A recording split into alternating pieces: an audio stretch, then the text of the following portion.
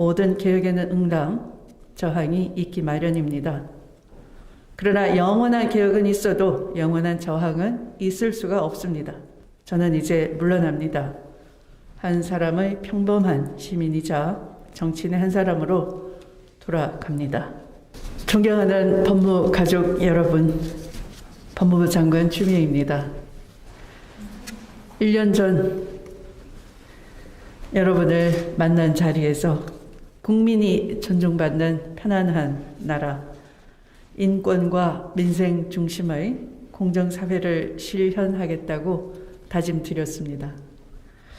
인권, 민생, 법치, 이 세 가지 원칙을 바탕으로 우리 앞에 놓인 법무 혁신 과제를 해결하기 위해 달려왔습니다만, 과연 국민 눈높이를 모두 충족시켜 드렸는지 겸허하게 되돌아보게 됩니다. 분명한 것은 우리 법무 가족들께서 주어진 어려운 여건 속에서도 지난 수십 년간 지체되어 왔던 법무 혁신과 검찰 개혁을 위해 혼신의 노력을 다해 주신 것을 잘 알고 있습니다. 우선 문재인 정부의 일후 공약이었던 고위공직자 범죄수사처 출범을 이뤄냈습니다. 권력기관 개혁을 위한 검경 수사권 조정, 법제도 측면에서 확고한 성과를 이뤄냈다고 생각합니다. 인권, 민생 중심의 검찰권 행사를 위해 형사 공판부를 강화하고 수사 절차에서의 국민의 인권이 두텁게 보장될 수 있도록 여러 제도적 장치도 마련했습니다. N번방, 아동학대 사건 등 여성아동 대상 범죄에 엄정하게 대응하고 고위험 범죄자에 대한 집중 관리 감독 체계를 확립하는 등 범죄로부터 안전한 환경을 조성하기 위해 노력해 왔습니다. 아울러 대체복무제를 최초로 시행하고 범죄 피해자에 대한 경제적, 심리적 지원을 확대함으로써 인권사회로 도약하기 위한 기반도 조성하였습니다. 특히 코로나19라는 전례 없는 팬데믹 상황 속에서 신속하게 출입국 관리를 하고 방역 저해 사범을 엄단하는 등 국민 안전을 최우선한 조치를 적극적으로 시행했습니다. 동부구치소에서 발생한 집단 감염 사태는 매우 뼈아픈 일이지만 우리로서는 수감자 인권 실태와 수감시설의 열악한 환경을 되돌아보는 소중한 교훈으로 삼아야 할 것입니다. 또한 사문화되었던 장관의 검찰에 대한 민주적 통제 권한을 행사하여 검찰의 정상화를 촉구하는 분명하고도 불가역적인 역사적 선례를 만들어냈습니다. 개혁에 저항하는 크고 작은 소란도 있었지만 정의와 민주주의를 갈망하는 시대정신의 도도한 물결은 이제 그 누구도 거스를 수 없는 것이 되었습니다. 이 모든 것은 이 자리에 계신 여러분들의 열정과 헌신 덕분입니다. 다시 한번 여러분들의 노고에 감사의 말씀을 드립니다. 무엇보다 국민의 지치지 않는 성원과 법무가족 여러분들의 헌신적 노력으로 역사에 남을 검찰개혁이라는 기틀을 함께 마련할 수 있었다는 점에 저는 기쁘게 생각합니다. 이 자리를 빌려 검찰개혁의 소임을 맡겨주시고 끝까지 격려를 아끼지 않으신 문재인 대통령님과 온갖 고초를 겪으며 검찰개혁의 마중물이 되주신 박상기 전 장관님, 조국 전 장관님의 헌신과 노고에 깊이 감사드립니다. 이제 그동안 이뤄낸 법제도적 개혁을 발판으로 수사권과 기소권의 완전한 분리 등 검찰개혁을 완결지어야 하겠습니다.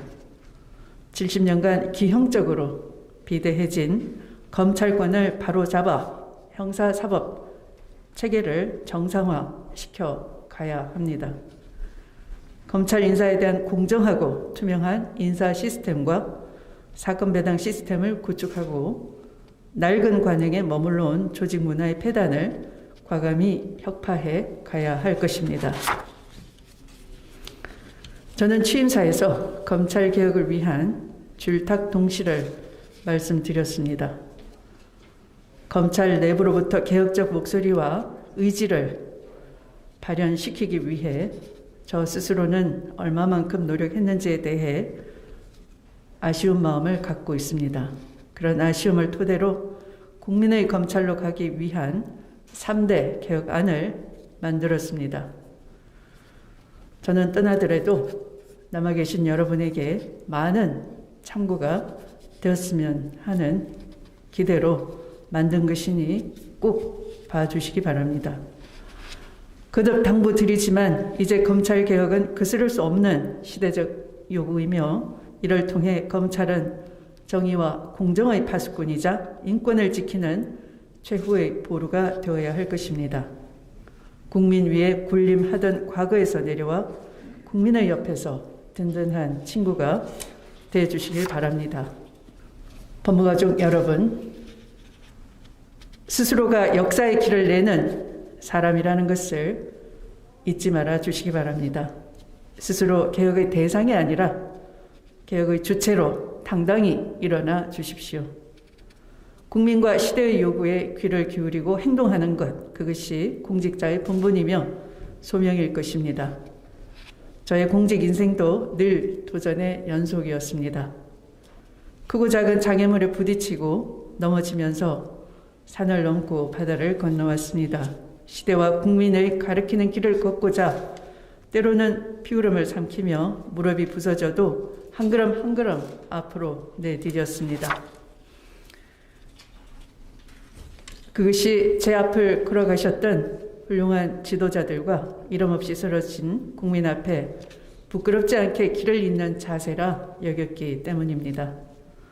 모든 개혁에는 응당, 저항이 있기 마련입니다.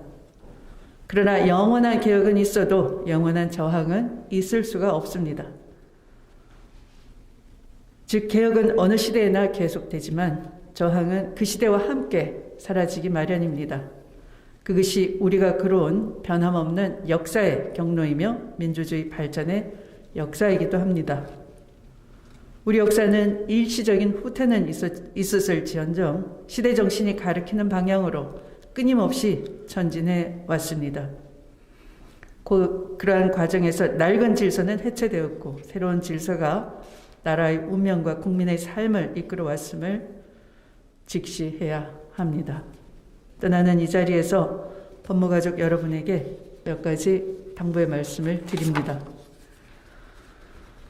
첫째, 정의의 방향으로 함께 나아가시기 바랍니다. 우리 역사는 반드시 자유와 인권이 존중받는 방향으로 발전해 왔습니다. 그것이 정의입니다. 그 방향이 누군가에는 불편하겠지만 누구도 거스를 수 없을 것입니다.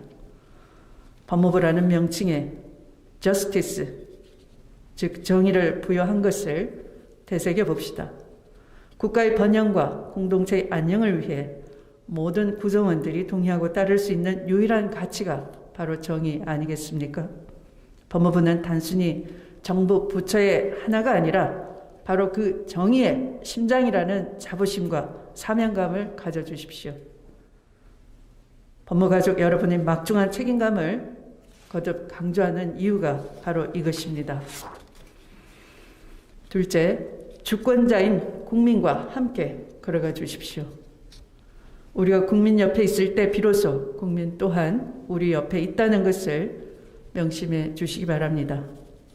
법무부는 인권의 주무부서이자 국가형사사법의 최종 책임기관으로 그 근간에는 국민 주권과 인권 보장이 있습니다. 그 어떤 권력기관이나 권력자도 주권자 국민 위에 있을 수는 없습니다. 법무부는 오직 주권자 국민이 편안하고 존중받는 삶을 보장받을 수 있도록 헌법과 법률에 따른 모든 노력을 다 하셔야 할 것입니다. 이보다 중요한 민생이 있을 수 없기 때문입니다.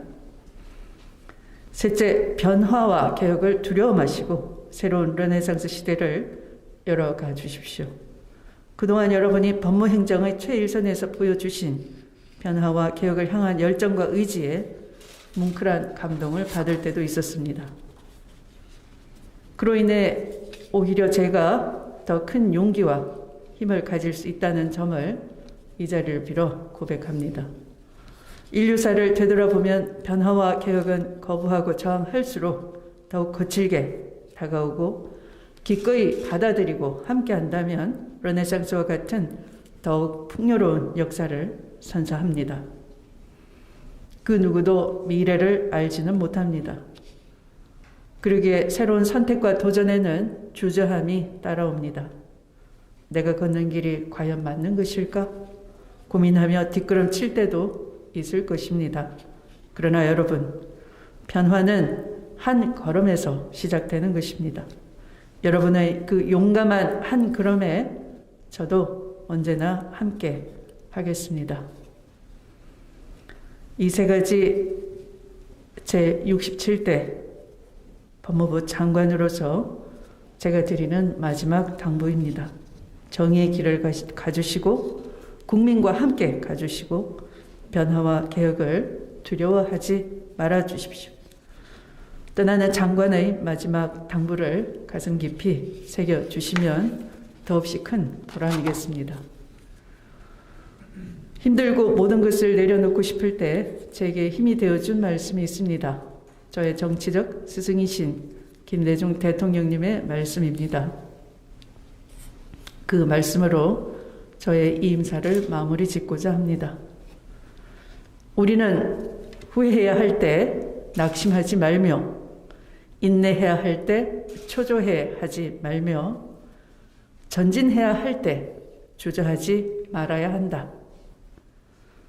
오늘 여러분에게 말씀드린 것은 저 스스로의 다짐이기도 합니다. 저는 이제 물러납니다. 한 사람의 평범한 시민이자 정치인의 한 사람으로 돌아갑니다. 그동안 헌신하고 고생해 주신 법무가족 여러분 잊지 않겠습니다. 감사합니다. 지금까지 응원해 주신 국민 여러분 감사드립니다. 경청해 주셔서 감사합니다.